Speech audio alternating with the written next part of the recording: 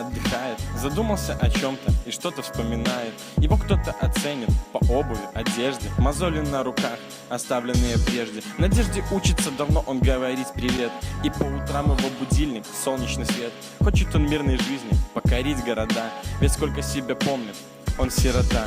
Не надо ему денег и дорогих вещей, не жди пока ударит, ты лучше первый бей. И крепко засыпает, когда хотя бы сыт. Но кто поможет сироте? Вопрос открыт. Он дорожит здоровьем, не прожигает года. Он поджидает удачу, он говорит ей да. Он обнажает душу, согревая людей. И в будущем он воспитает прекрасных детей.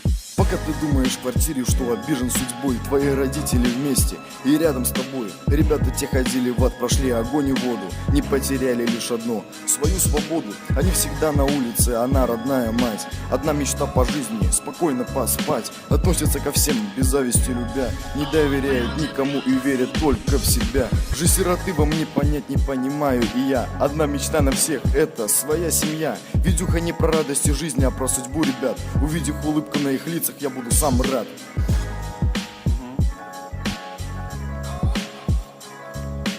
Если считаешь по-другому, поищи забот. Не забывай знакомых наших, не забывай сирот.